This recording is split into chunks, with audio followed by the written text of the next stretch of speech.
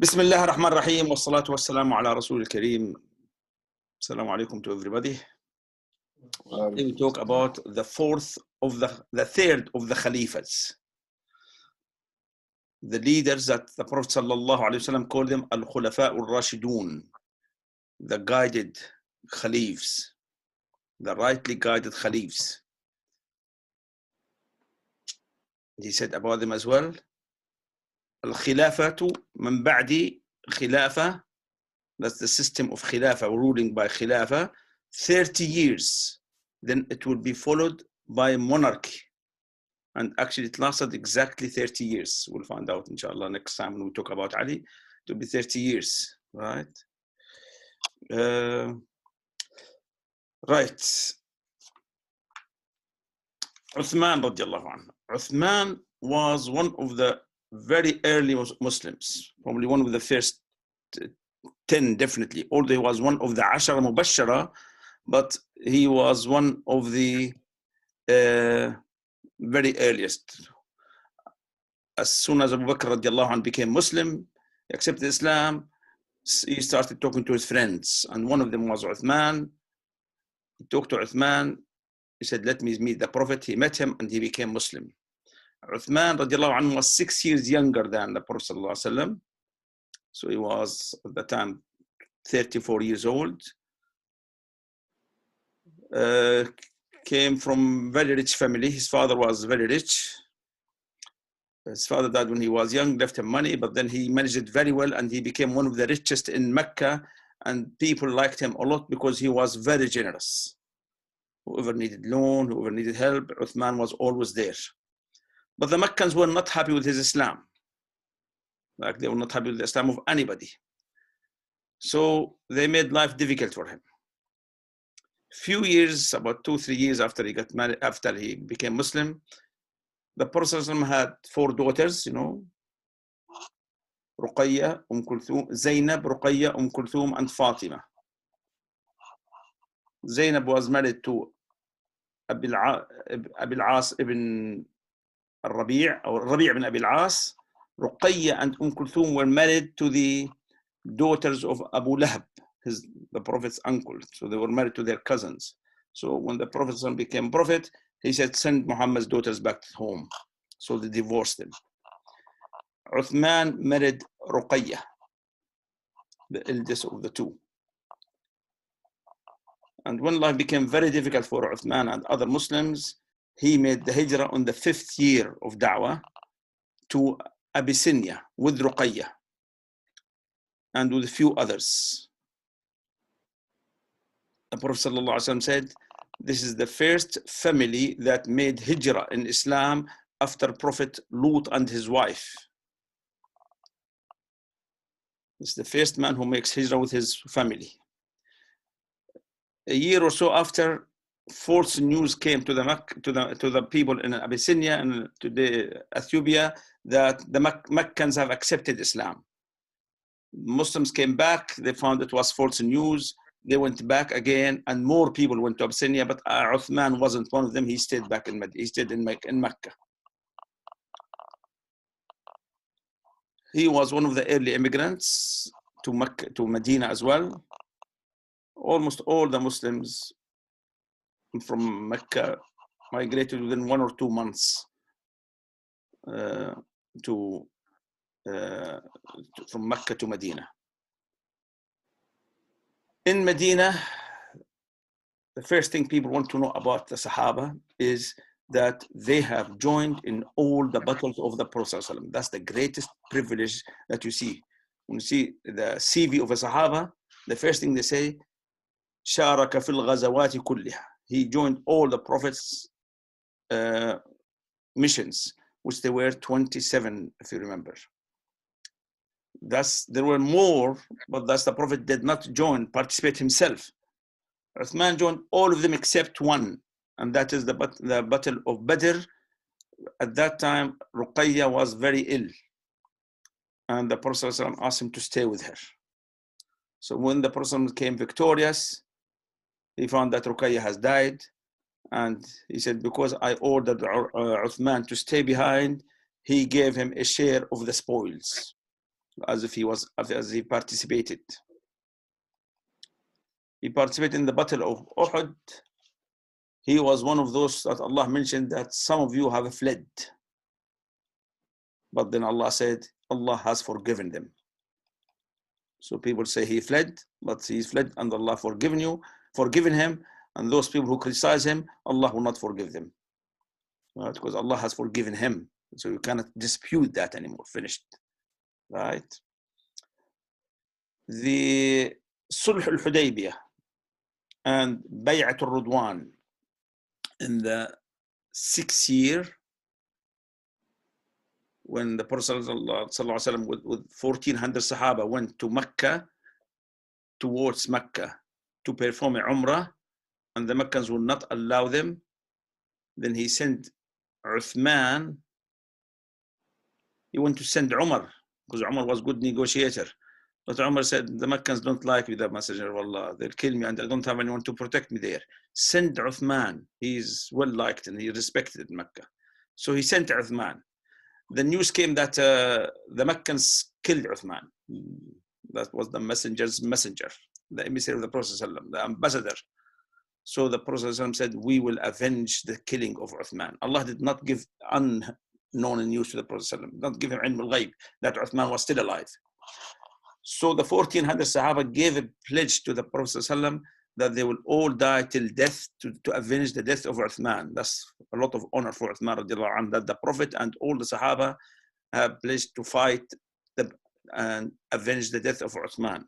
So Uthman wasn't there, and Allah was, because he was in Mecca, and Allah said, those who give you bay'ah, they give bay'ah to Allah, and the hand of them, the hand of Allah is upon or above their hands. Do you remember we did this in Surah Al-Fath? The Prophet ﷺ said, this is my right hand for Uthman. I'm giving bay'ah on behalf of Uthman. Another honor to Uthman radiallahu anhu. In Medina, other than joining all the battles of the Prophet ﷺ, he was one of the few people that were giving fatwa while the Prophet was alive.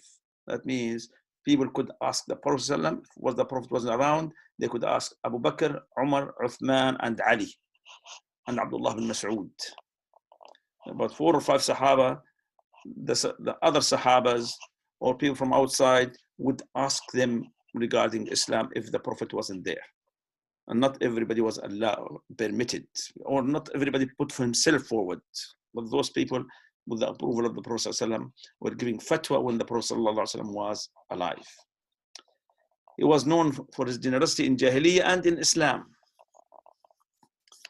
In Medina, the Jews were living there early before they were expelled. Some Jew had a well called the Well of Roma, R-O-M-A-T, Romat. Right. So the Jew was selling the water to the Muslims. You see, there were no taps at the time. People had to go and get water and store it in their home for the daily use. The Jew was selling them, and it was not very near to the mosque, about 5 kilometers away, but that was the nearest well had plenty of water, enough for the whole population of Medina. And that Jew knew that the Muslims needed it, otherwise they had to go much further to get water. So he was exploiting the situation.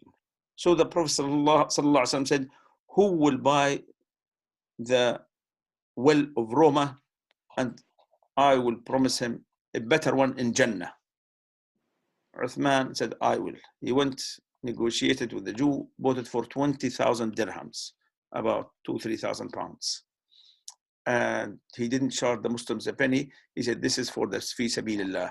So Muslims had water free for the rest of their lives.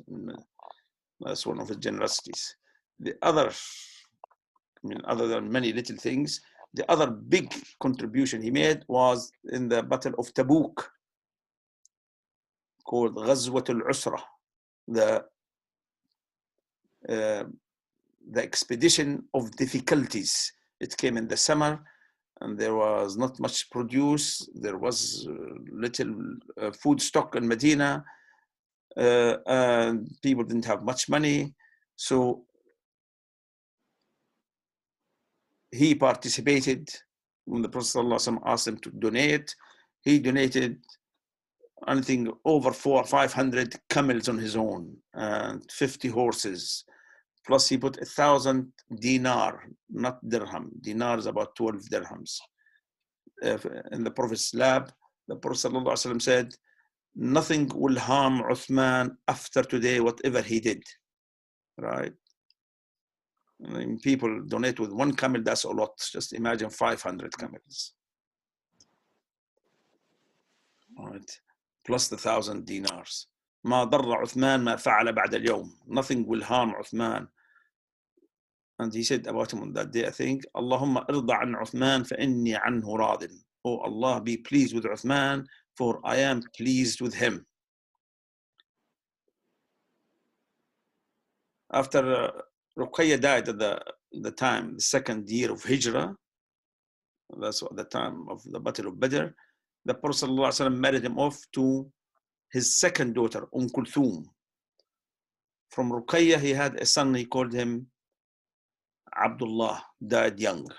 None of the grandchildren of the Prophet ﷺ from his 4 daughters survived other than the children of Fatima.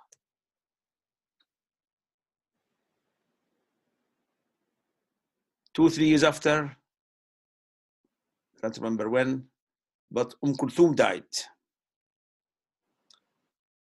The Prophet ﷺ had 2 daughters. Zainab was married. Her husband, Rabi' ibn al-As, he was mushrik, and then he became Muslim. After the Battle of Badr, he was captured in the Battle of Badr, but then he became Muslim. And Fatima was married to Ali. The Prophet ﷺ said, if I had a 3rd daughter, I would have given her to Uthman. The only man in history to have married to 2 of the Prophet's daughters. Uthman as a character was genuinely shy person.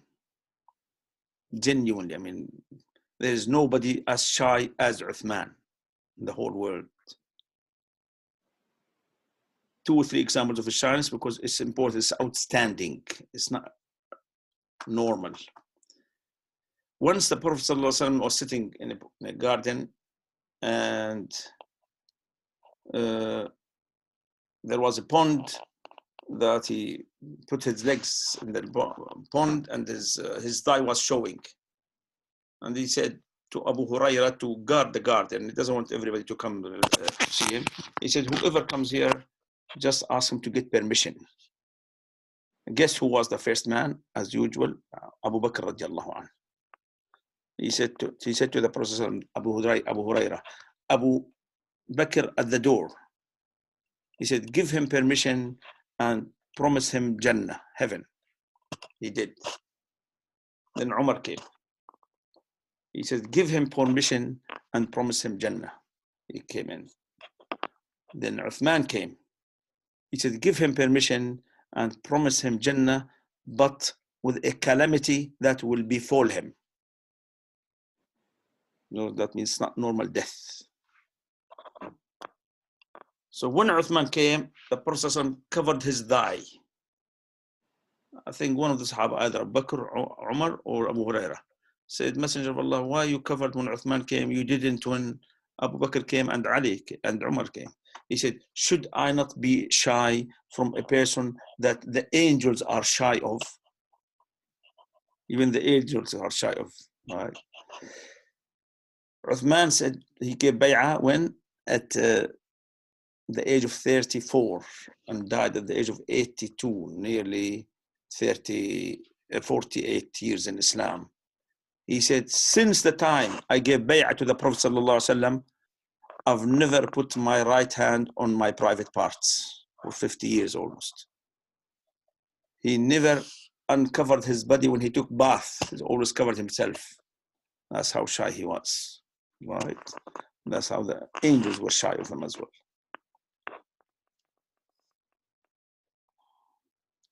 Once the Prophet ﷺ was on the Mount of Uhud with Abu Bakr, Umar, and Uthman.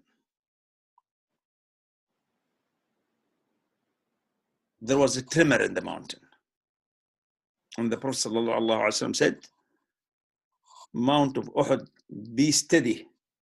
You are only carrying a prophet, a Siddiq, and two martyrs, Uthman and Ali and Umar radiallahu anhum.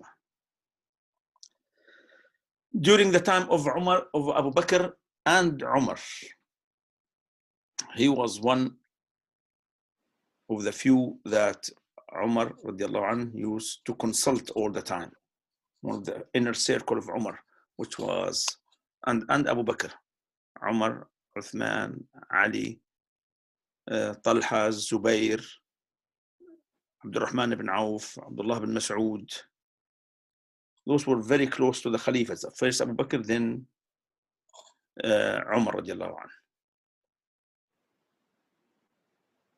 Abu Bakr gave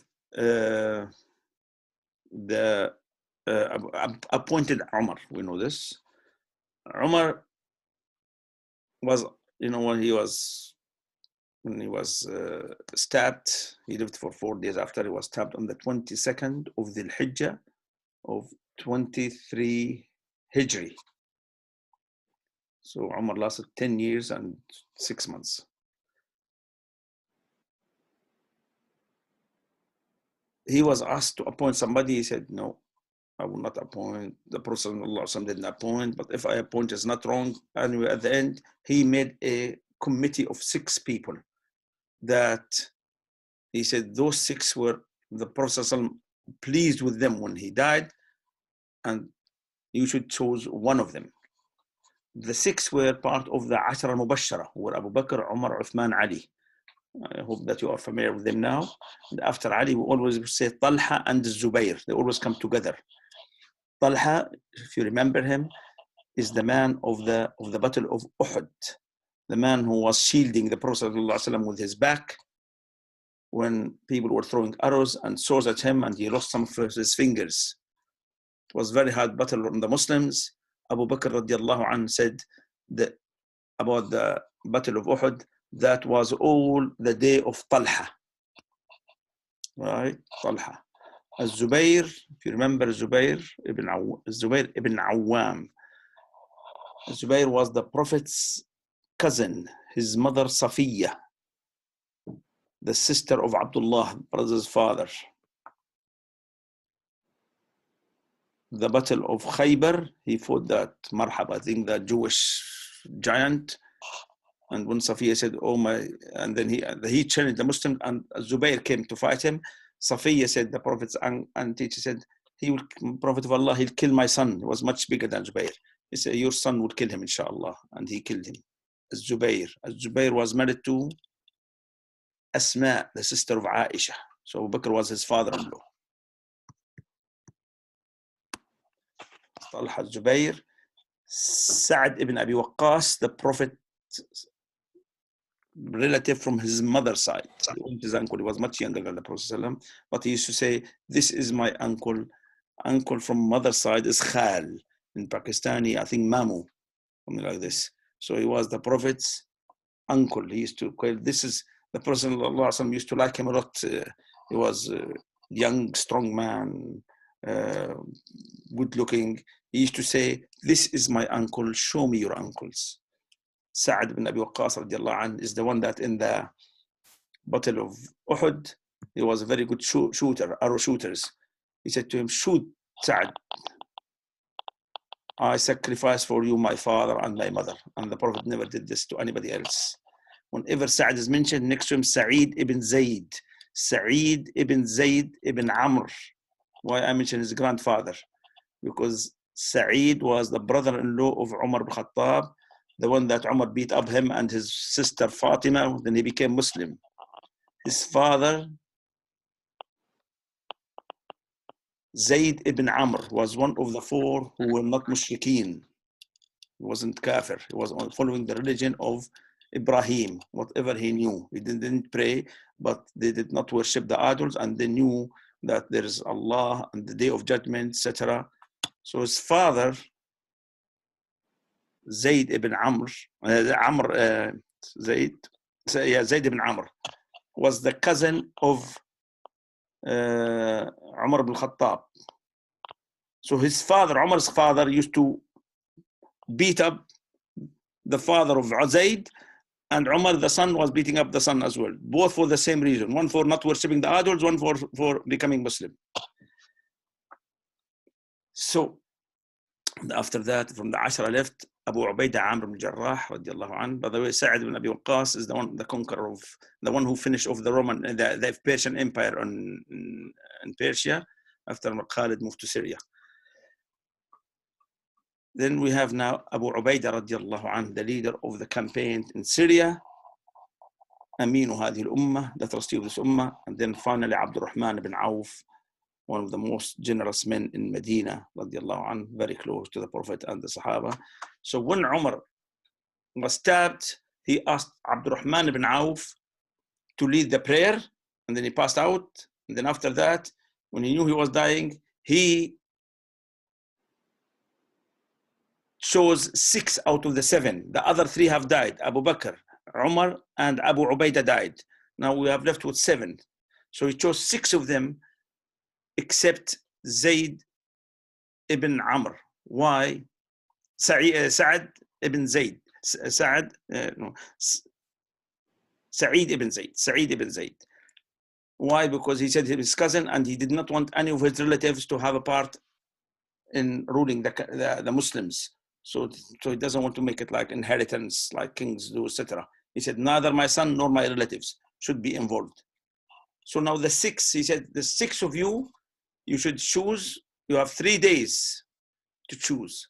And after 3 days, if you don't agree, then bring Umar, Abdullah ibn Umar, it was man at the time, not young anymore, Abdullah ibn Umar, to outweigh you, or if you split into 3 and 3.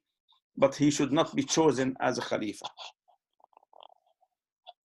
The 6 sat together for 3 days and they couldn't make a decision. As soon as they started, Abdurrahman ibn Auf said, I don't want it. Who else doesn't want it? Sa'id ibn Waqqas said, I don't want it. Talha said, I don't want it, and I give my vote to Uthman. Zubair said, I don't want it, and I give my vote to Ali. So now it's what between Ali and Uthman.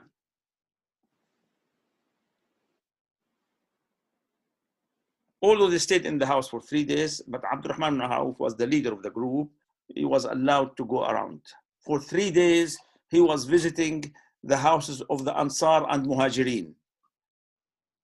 He said, I hardly slept for 3 days, going to as many houses as possible from the Muslims, knocking on the houses, meeting people in the mosque individually. Who should we have? We have a problem. We couldn't choose between Umar, Uthman, and Ali. The 3 days have passed and no decision made. The 4 days, which was the 1st of Muharram of the year 25 Hijri, 26 Hijri, the 1st of Muharram, 26 Hijri. 25 is when Umar died.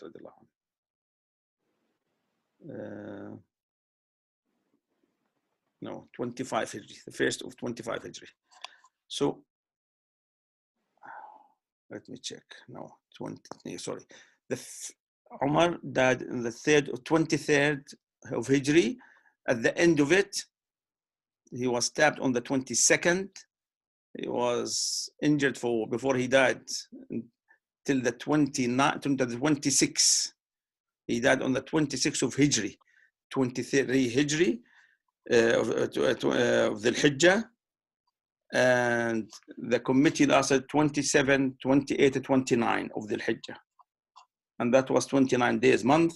The second day was the first day of Muharram of 24th of Hijri. Then Abdurrahman ibn Auf had to make a decision now. Before that, he went to Ali and he said to him, if we don't elect you, whom should we elect? He said, Uthman. He went to Uthman. He said, if we don't elect you, who should we elect? As individually, not in front of everybody talking to them. He said, should elect Ali. Back to Ali. If we elect Uthman, will you give him bay'ah, allegiance, and obey him? He said, I will. He went back to Uthman. once to Uthman, once to Ali, asking the same question. If we give you bay'ah, if we elect the other guy, will you give him bay'ah and allegiance and obey him? He said, I will. Still a deadlock. And the time has expired. So at Fajr, the mosque was full. Abdurrahman bin Auf stood up and made an announcement. He said only the early Muhajirin and Ansar should stay in the mosque. He didn't want too much noise and disruption. And the others leave the mosque. Still the mosque was full, Ansar and Muhajirin. Because there were a lot of people now living in Medina who knew Muslims came to Medina. He told them what happened. That for 3 days, everybody's giving me positive answers, but we could not make up our mind. So my final now questions to the two selected ones. He asked Uthman, he asked Ali first. If we make you Amir on us, will you rule us according to the book of Allah, the Sunnah of His Messenger, and the Sunnah of Abu Bakr and Umar? Ali said, I will obey the book of Allah, the Sunnah of the Messenger, and I will choose from the Sunnahs of the Abu Bakr and Umar whatever suits me, and the other things I'll make my own opinion. He went to Uthman. Will you rule us if we elect you according to the book of Allah, the Sunnah of His Messenger, and the Sunnah of Abu Bakr and Umar? He said, yes. He said, then we choose you as your Khalifa. And straight away, everybody agreed. And they chose Uthman. And then he said after that, to be honest, I kept it to myself, but to be honest, I went to most people's houses, met hundreds of people. They all preferred Uthman, right? Ali had no problem. He gave him bay'ah straight away, and there was a consensus, really. They say it's more consensus than even Abu Bakr. During Abu Bakr, some Ansar said, no, it should be us here. Nobody said no. So Uthman now became the leader of an Islamic empire. And after the strong Umar, the powerful Umar, the mighty Umar radiallahu anhu. For the first few years, things were very well, no problem, running smoothly because of the momentous of Umar's ruling and Abu Bakr before that. Actually, for 10 years, there was no major problem.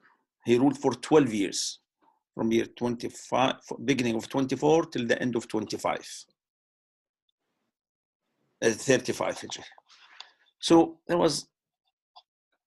he achieved a lot, actually. When he died, when Umar died, radiallahu anhu, the newly conquered areas in Asia and Africa, they thought the strong man of Islam died, and they thought of revolting.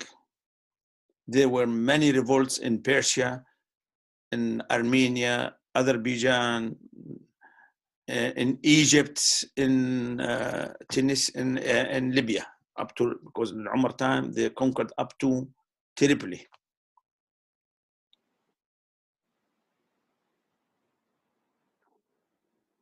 The Muslim commanders of those areas there were either Sahaba or people who lived with the Sahaba. They dealt with all these uprisings efficiently, really. They put them down, all of them, without any major problem. So credit to Uthman that he did not lose an inch of the Muslim territory during his time for 12 years. So fighting those who were fighting Muslims, he did not have a problem with them. He was very hard on them, as hard as Uthman, as Ali, as Umar radiallahu anhu.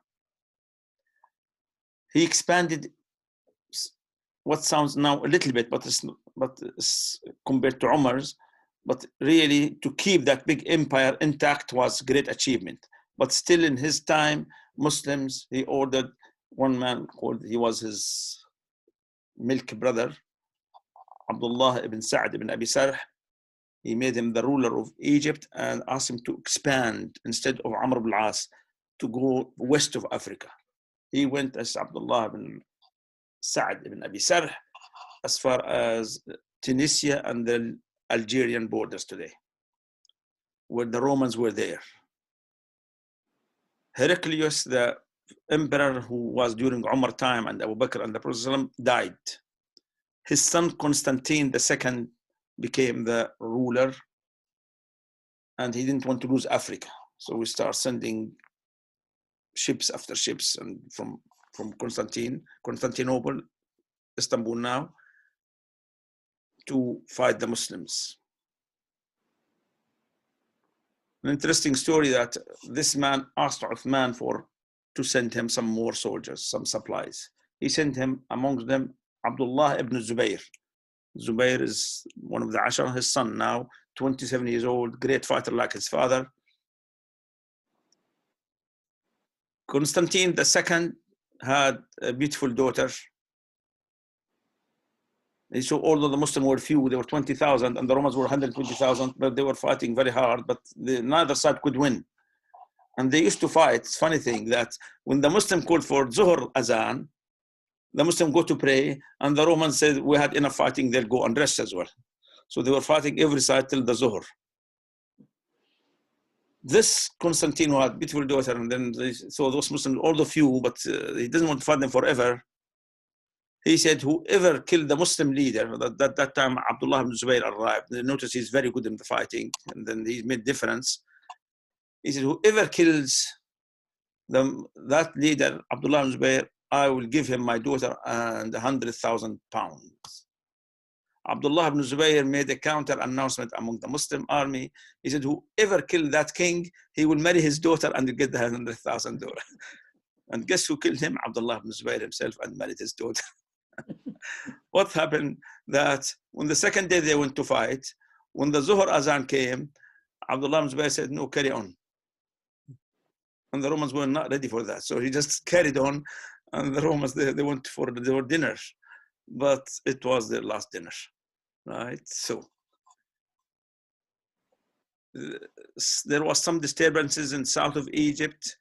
Then Abdullah ibn Abi Sarh, that leader, not Abdullah ibn Zubayr, that was appointed by Uthman, occupied or conquered south of Egypt and Sudan today. In the east, the Muslims went further into Afghanistan and northern of Afghanistan. That's the conquest during this time.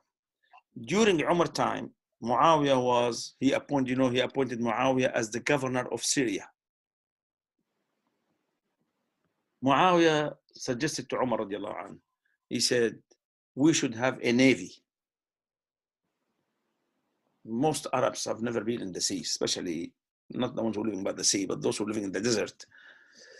The only trip Muslims had in the sea from Mecca or Medina is when they went to Abyssinia. They had to cross from Yemen, from Jeddah to Abyssinia. Umar said, I can't send Muslim army to the sea. We don't know how to handle it. Then he asked Amr ibn al-As. Amr ibn al-As went after the Muslim, tried to bring them back. He was a kafir when the Muslim went to Abyssinia. Do you remember? He's the one who told the Najashi, those people say your Lord is a slave. Right? That was, but now became great Muslim. So he said, describe the sea to me. Amr ibn al-As said, it's a great creation with little creation in it. That means the human being. If it is angry, it's very risky. And if it is happy and peaceful, they will never reach their destination. If there is no wind, you don't move. And if it is very windy, people drown. Umar said, I will never send Muslims there. So Umar would not allow Muslims to go into the sea. Muawiyah was the cousin of Uthman radiallahu anhu. They meet at the fourth grandfather. A man called, their fourth grandfather called Umayyah, and that's where Bani Umayyah comes from. those who ruled Syria after that, or the old Muslim world after the Khilafah. So Uthman, Muawiyah insisted on Uthman. He said, we must have a navy, because with the Roman navy, they can move easily from one place to another, while moving our armies from one area to another on land takes months. It takes them days. Uthman was convinced, but he put two conditions. He said to Muawiyah, because he knew since Umar for the past few years, he's insisting. There were two conditions. If we fight in the sea, you and your wife will be in the first ship. The second thing, only take volunteers. Don't force anybody to go. Muawiyah agreed, radiallahu anhu. He went in the first ship and conquered him and his wife and conquered Cyprus. And Muawiyah was very clever. He wasn't, as Umar used to call him, the Caesars of the Arabs. Kisra al-Arab, the Caesar, the emperor of the Arabs. During Umar time, he noticed this is. I mean, even his mother noticed, and his father when he was young. They noticed that they used to call him, this is the king of the Arabs. All the Arabs were not united. One day his mother said to his father, when he was a young boy, this boy will be the leader of his nation, of his tribe. His father said, no, that's not good enough. He will be the leader of all the Arabs. Allah, they felt it. Was an outstanding young man all his life. So straight away, he started buying ships, building ships. Within few years, Muslims had hundreds of ships. Really. Straight away, he made a big navy, and he was very serious about it, right? And very efficient. Just to finish off the war on the seas before we go somewhere else, Constantine II, he noticed that the Muslims, they didn't have many ships, hardly any, didn't have any really. That's what they thought. So he decided to attack Cairo. Now, to move from Tunisia to Cairo by ships would take him probably 1 or 2 days. For the Muslim to take them about 20 days to attack Cairo and attack the Muslim from the back. Muawiyah heard of this. He sent all the Muslim fleet. And then with the few ships they had in Egypt, there were 1,000 Roman ships there, almost all, military ships. And I think a few hundred Muslim ships. And they fought in a battle called That Sawari, the battle of the masts. Why? Because the ships were so close to each other that the masts were colliding with each other. The Muslims did some trick on the Romans that the Romans did not expect. Since they are used to firm land and they're not really expert in fighting in the sea, so they devised an plan how to fight on land in the sea. So what they did, when the Roman ships used to come closer to them, they had ropes, a lot of ropes, I don't know where they get them from. Some of them would dive and tie the Roman ships to the Muslim ships. So when the Romans moved, they found that they're pulling 2-3 Muslim ships with them as well. So they didn't expect this trick. Suddenly, hundreds of Roman ships were tied to Muslim ships, and they couldn't move. And they had to fight just jumping from one ship to another. The Romans were defeated badly. Really. They couldn't maneuver. They stopped them. With maneuvering, they would have outclassed the Muslims because of their experience and superiority of numbers. That Constantine fled with one ship, fast ship, fled to Sicily. In Arabic, Siqilia, in south of Turkey, Italy. He fled with the sailors. Then the people of Sicily said to him, what you've done with the Christendom? You made those Muslims, those Bedouins beat you. You've killed our young people. He was speechless. He just lost. He said, who stops those savage people coming to us now, those Arabs or those Muslims coming to us? They'll kill us, they'll enslave us. No answer. Defeated the emperor. He said to him, unless we do them a favor. He said, what favor? He said, by killing you. And they killed him and killed all his sailors. Right? Right. So now all the Arabs come to him and say, who did you a favor? Anyway, so now we finish the battle of right. Other great actions he did, Uthman radiallahu anh, he enlarged the Prophet's mosque. He enlarged it, doubled the area. During the Prophet time, it used to be enough for 1,700 people. Umar made some enlargement. Abu Uthman made more, it was enough for 4,500 people to pray. He did his greatest thing he did in his life that all Muslims are grateful to, and all Muslims share their merits with him. He collected the Quran in a mushaf form, a book form. We know the collection of Quran took 2 phases. The first phase during Abu Bakr time, when Umar suggested we should collect this, they collected the ayahs of the Quran, but without any order, put it in a box, and they kept it with Hafsa radiallahu anha. But there was no book the Muslim they read from. Hudayfa ibn Yaman, who was in Armenia, came to Uthman one day. You know, I told you he conquered Armenia again because Armenia revolted, and they're still revolting till today. So he came to him and he said, save the Muslims. They are writing Qurans different than everyone writing according to his accent and to what he knows. Save people.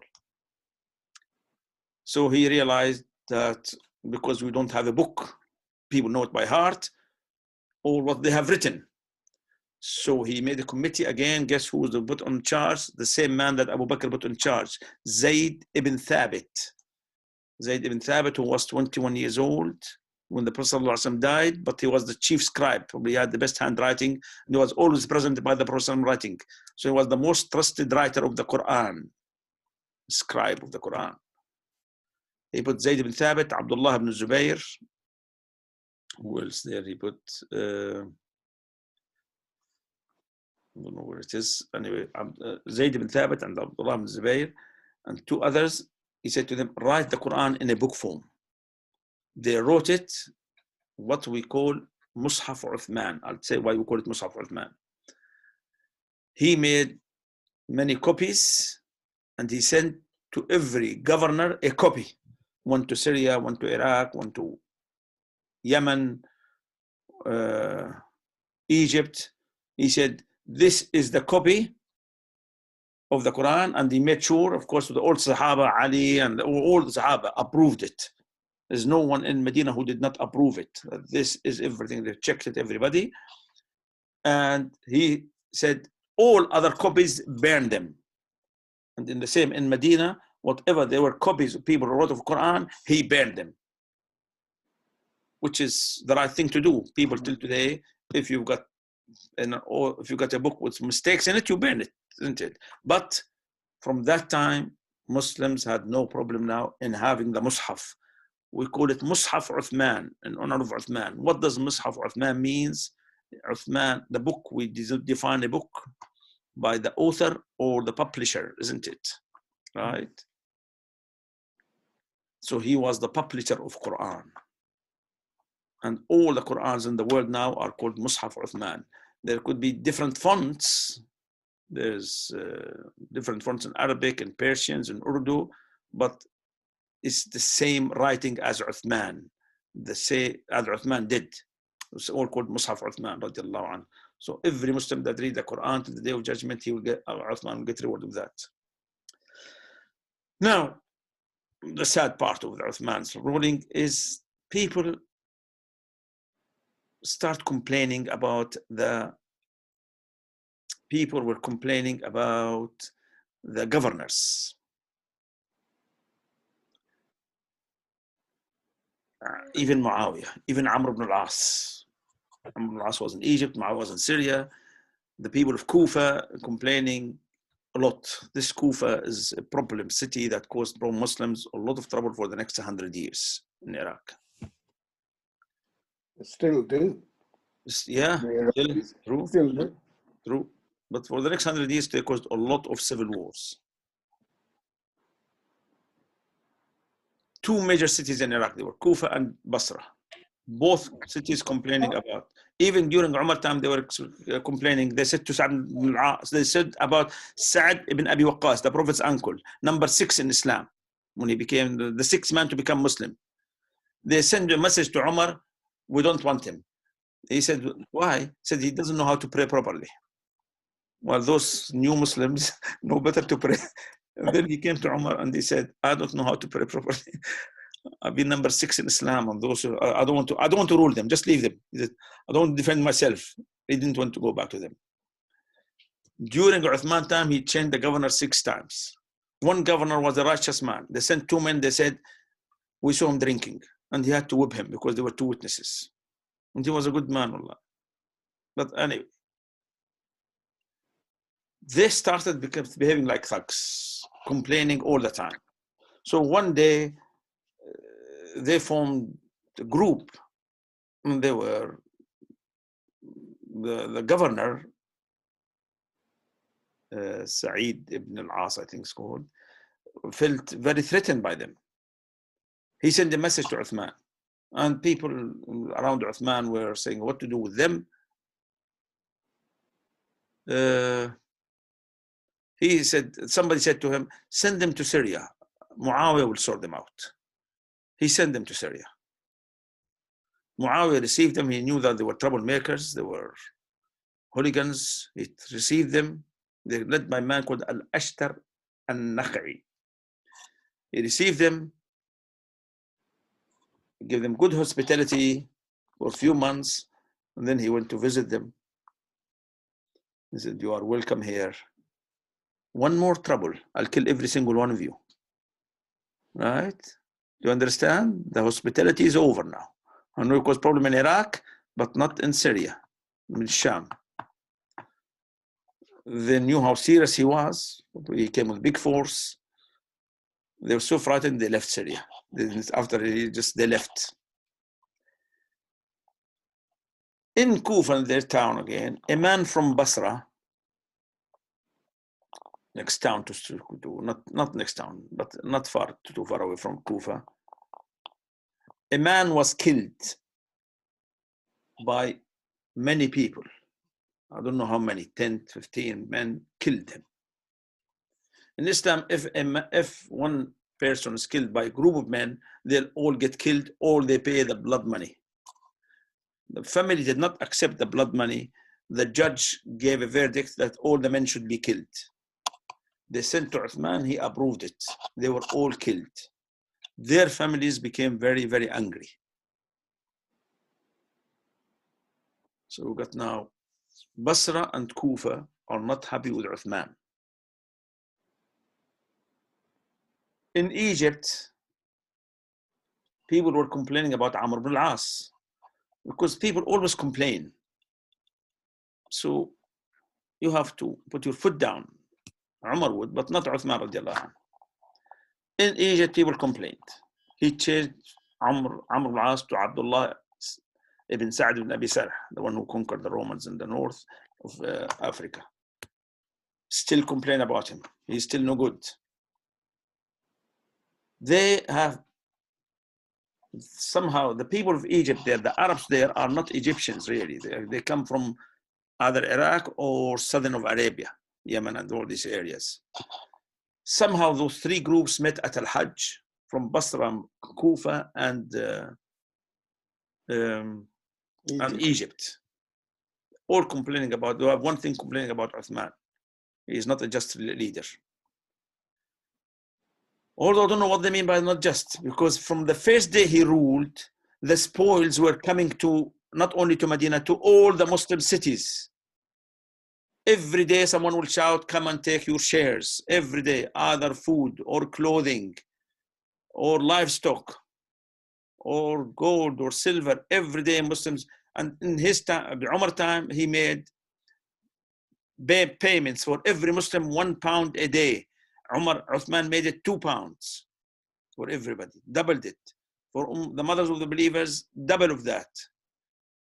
So people were well off. That's what happened. People were well off, and they got nothing to do other than talking politics and complaining. And they're not as strong Muslims as the early generation or those who lived with the Prophet. Those 3 groups met, and they agreed the second year, pretending to doing Hajj, they'll come and force Uthman out of his office altogether. because if they came in groups without a Hajj reason, people will notice this is a fighting army. But if thousands of people move towards Mecca and Medina during Hajj time, you don't suspect them. So the next year, they came, almost 6,000 of them, between 4,000 to 6,000 from Egypt, Kufa and Basra. They came, suddenly they are in Medina, and they started challenging Uthman radiallahu anhu. Uthman, they're defending him. They said, you give your family a lot of money, you favor them. He said, well, I appointed my relatives, but so did the Prophet, so did Abu Bakr, so did Umar. What's wrong with it? You give them money. I said, all the money I gave my relatives is from my pocket, from my own money, not from that Muslim treasury. They said, at the end of the negotiation, Ali was leading the negotiation on behalf of Uthman radiallahu anhu. So the Sahaba did not leave Uthman alone, by the way. They said to him, final request, you change Abdullah ibn Abi Sarh, the governor of Egypt, and appoint Muhammad ibn Abi Bakr. Muhammad ibn Abi Bakr was not a Sahabi, because when he was born, when he was born, the Prophet died 3 months before that. So he was 3 months only old when. So he wasn't Sahabi, nor was he a good man, to be honest. They said, you have to appoint Muhammad ibn Abi Bakr, who came with those thugs from Egypt. He agreed, because whenever people asked him to change the governor, he would change him to this man. He said he agreed. Here's a book. He wrote a book to the Egyptian, to the Abdullah ibn Sa'd and Abi Sarh, his governor in Egypt. When this book arrived, you are removed, and I have appointed Muhammad ibn Abi Bakr. So now that those people from Iraq, but in condition, again, Ali made on them, that they leave Medina. They agreed. So all those people left Medina at one time. The Iraqis went east towards Iraq, and the Egyptians went north towards Palestine, and then they'll have to turn left, isn't it? And go to Egypt because of the Red Sea. So the Egyptian convoy, when they were going, they saw a man racing on a camel. They suspected him. They went after him and they captured him. Where are you going? I'm just traveling. I said, no, we don't believe you. Have you got anything on you? He said, no. They searched him. They found a letter, a hidden letter, and stamped. Some of them recognized this. This is the camel of Uthman. Somebody else said, we saw him at Uthman's house. He must be his servant or slave. And then the letter from Uthman, and sealed. They opened it. It says, when Muhammad ibn Bakr arrives, chop his head off. Those people went back. Ali heard about this matter. He met them. At the same time, the people from Iraq arrived. At the same time, they both saw it. They said, we found this man. He is the servant of Uthman, the camel of Uthman, the seal of Uthman. He betrayed us, Uthman. He gave us one book to appoint Muhammad ibn Abi Bakr, and he sent another book to the governor to kill Muhammad ibn Abi Bakr. We're not having this treason. Ali radiallahu anhu said, you found that man on your way to Egypt. How did the people of Iraq know about it and came at the same time? They have no answer. You understand? There was no mobiles at that time. One convoy going left, east, and one going north. And then the second day, they both back at the same time. See, if it was 1 or 2 days difference, we say they called them back, isn't it? How? They have no answer.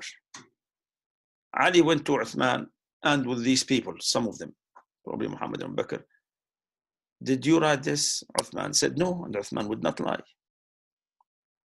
Uthman's words, he never lied in Islam or before Islam. But Uthman doesn't lie, the Sahaba did not lie. And he wouldn't do such a treason. I did not send the book. Is this your seal? It is, yes, it is my seal. Is this your servant? Yes. Is this your camel? Yes. Who wrote it? I don't know. There was one of his cousins called Marwan ibn al-Hakam, that he was like his secretary. He's always with him. He wasn't a very good man. But people say he was at the same time. I don't know, but nobody liked him somehow. And he was always keeping people away from him. They said, it must be then this man, your cousin, who wrote the letter. He said, there's no proof. Now the Sahaba were a bit reluctant to defend Uthman. They want to defend him, but they felt they are weak, in weak position. So those people came and besieged Uthman's house. Said, you either give us, because they believed him that he didn't write the letter. It must be Marwan, that's the only man in your house. His cousin. Must be Marwan, or we will not leave. They even prevented him from going to mosque, from drinking water. So now Uthman is besieged, and the Sahaba were not happy about this, and they were not happy about the letter as well. But they still did not give up on Uthman. Now, Uthman prayed a few times, and then they prevented him even from going to pray. They prevented water from people sending water to him. So the Sahaba realized now it's getting too serious, and it's too many of them. There's about 6,000 of them. So the Sahaba came with individual plans to save Uthman. Zubayr radiallahu anhu went to Uthman after being approached by the Ansar. 600 Ansar came to Uthman, to Zubayr radiallahu anhu. He said, let's go and defend Uthman. As Zubayr went with one or two of those people. These people, although they besieged the house of Uthman, but they could not stop the Sahaba from entering in and out. You understand? They wouldn't dare that. They wouldn't start a war because they knew it's very risky for them as well. Okay? And they knew the Muslim did not want the bloodshed in Medina, the weakness of the Muslim, but they knew the strength of them. If they killed any of the major Sahaba, there would be a big problem for them as well. So they say, Talha, Zubayr entered, and he said to him, the Ansar with me. The Ansar said to him, we were the Ansar of Allah during the Prophet time. We can be the Ansar of Allah one more time. We have 600 men armed to defend you. He said, I will not allow one drop of blood to be shed for my sake. Go home. They went home. Things were getting worse for Uthman.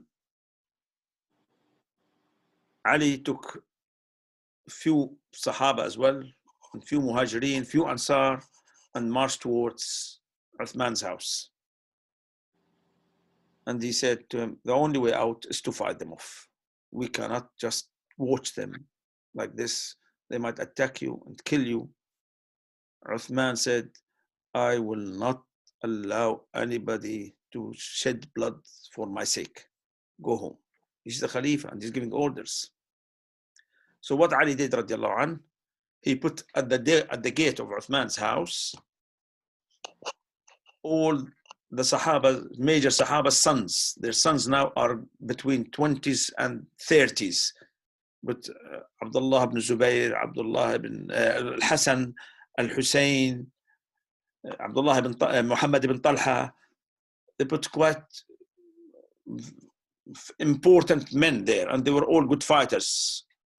But again, those people would not touch them because they belong to very powerful families and the children of the Sahaba and Hassan Hussein, who wants to harm them. Then Al-Mughira ibn Shu'bah. Mughira ibn Shu'bah, one of the shrewdest Arabs of all time. The shrewdest Arabs in history were four. Al-Mughira ibn Shu'bah, Ziyad ibn Abi, Muawiyah ibn Abi Sufyan, and Amr ibn al-As. If I have time, I'll give you beautiful stories about how shrewd they were. I only got 1 or 2 minutes left. So Al-Mughira ibn Shu'bah came to Uthman. He said, I've got 3 solutions for you. Choose one of them.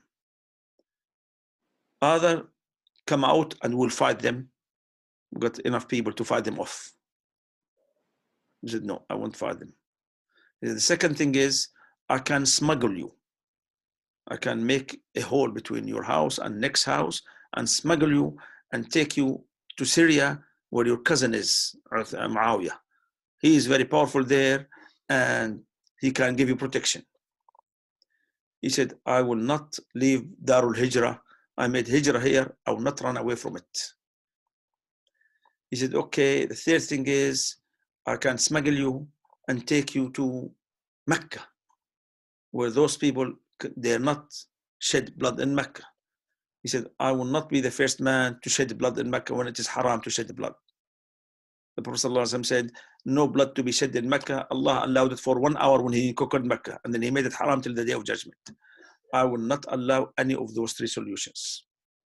So he didn't want any. Now those people could not enter where the children of Sahaba are, the young Sahabas are. Although they tried once, but they fought them off, and Al-Hassan and Hussein were injured, but not badly.